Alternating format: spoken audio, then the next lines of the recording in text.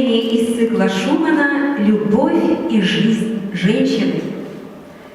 В этот цикл я решила включить программу о семье, в которой должен был участвовать мой сын, Юрковский Андрей. И вот 2 года назад в этом зале прошла премьера.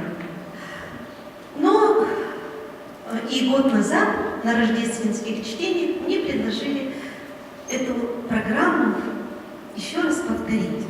В этой программе нужна была гитара. И обзвонив несколько музыкантов в Сыктывкаре, я думаю, что совсем не случайно, потому что я молила Бога. Пусть в этой программе будут те люди, которые должны быть. У одного музыканта было выведено палец, другой срочно куда-то уезжал, третий вообще перестал заниматься концертной деятельностью. И вот один наш знакомый, Александр Чубьюров, как вы знаете, тоже хороший музыкант, дает мне телефон Андрея Лутрихина. Он участник Олимпийских игр, многозначительно сказал он.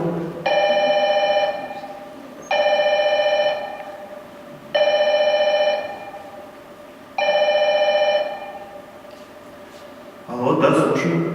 Здравствуйте, я солистка театра оперы и балета Надежда Баталова. Да, слушаю. Странно, что он от меня хочет. Наверное, сейчас попросит научиться кататься на лыжах коньком. К нам в субботу-воскресенье много кто приходит, особенно когда соревнования. Да, слушаю вас. Скажите, пожалуйста, вы не хотели бы поучаствовать у меня в творческом проекте? Наш знакомый общий сказал, что вы хорошо импровизируете на гитаре. Ну, играю, но не так, чтобы профессионально, конечно. Ну и все-таки давайте встретимся сегодня вечером, если вы согласны. Я согласен, давайте встретимся. Давайте я вас сегодня жду в школе села Викарт. Хорошо. Вечером прихожу, жду 15 минут, никого. 30 минут, никого. 45, никого. Звоню, телефон отключен. Когда исполнился час ожидания, я подумал, ну, наверное, не случилось. На следующее утро.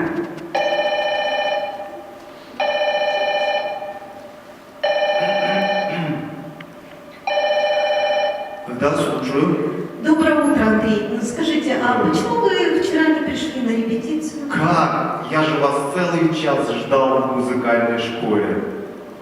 В музыкальной школе? Мы же договаривались, что мы встретимся в общеобразовательной школе номер 1. Да? Ну, что я могу поделать? Вы извините, пожалуйста, может быть, до концерта осталась неделя, может быть, мы еще раз сегодня вечером встретимся?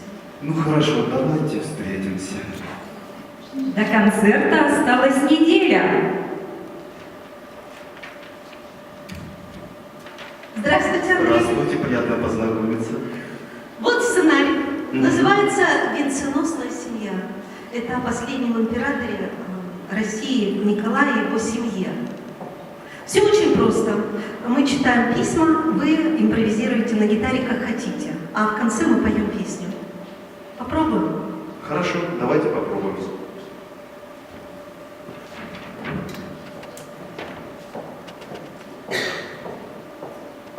А ведущей нашей программы будет Ольга Степановна.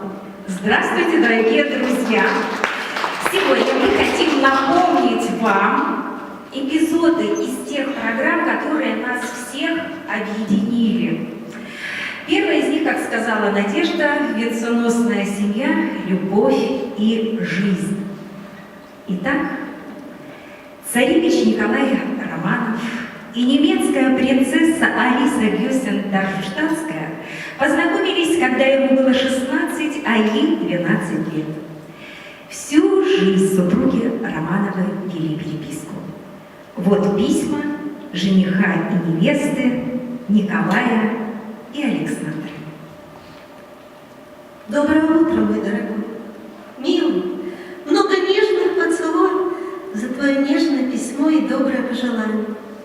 Когда они приходят от тебя, это трогает меня глубже, чем я могу выразить.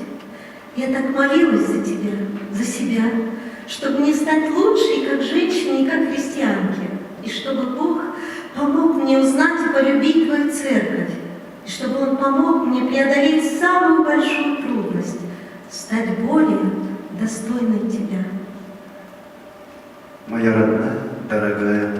повторяю: Алекс. Ты не представляешь себе, как ужасно мне не хватает тебя везде и во всем. Не хватает собеседника за едой, не хватает кучера, поцелуев и благословения на ночь. Чадо мое дорогое, прими мою глубокую любовь и восхищение. Я так привык все время быть с тобой. Я не знаю, как я буду проводить дни. Я ужасно по тебе скучаю, моя любимая, дорогая невестушка, мое солнышко. Потом в переписке молодых появились и стихи. Вот запись невесты в дневнике жениха в переводе с английского. Есть нечто чудесное в любви двух душ, которая сливается воедино и ни единой мысли не таят друг от друга. Радость и страдания, счастье и нужду переживают они вместе, и от первого поцелуя до последнего вздоха они поют лишь о любви друг к другу.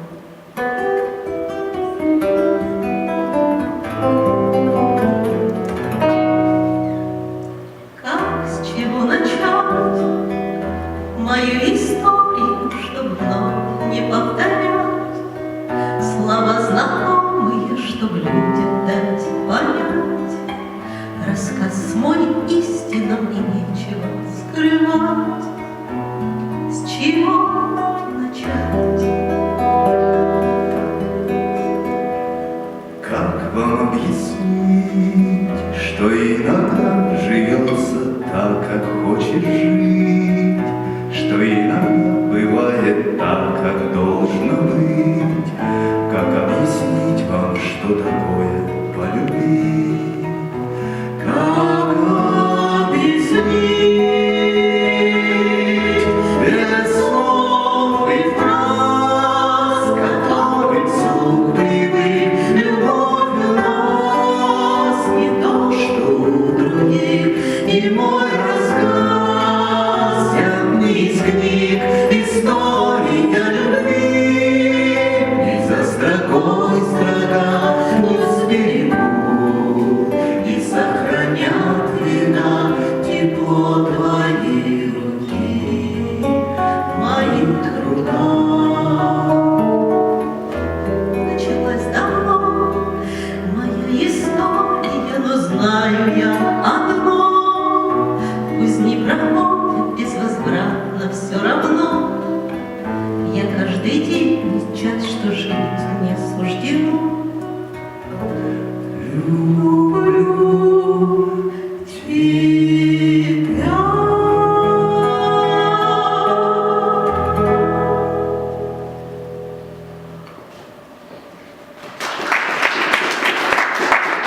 Николай обвенчался с Александрой. Такое имя Алекс дали после крещения в православной церкви.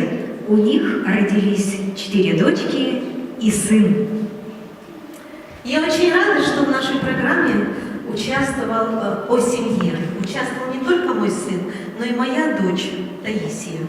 И я сейчас приглашаю сюда ее и клуб авторской песни «Село Виктор», «Струны сердца» и их руководительницу Елену Федорову.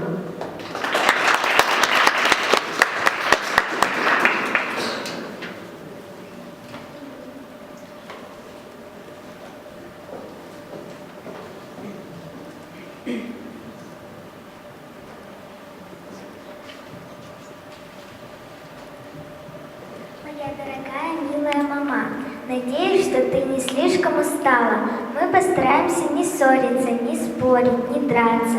Так что ты спи спокойно, да храни тебя Бог, твоя любящая дочь Настенька. Мой бриллиантовый папа, пишу тебе снова, пока Шура причесывает меня на ночь. У Ольги сегодня встреча, Татьяна тоже там. Я должна идти спать. Целую тебя миллион раз, твои руки и ноги. Преданная тебе 13-летняя девушка по имени Настасья. Спи спокойно.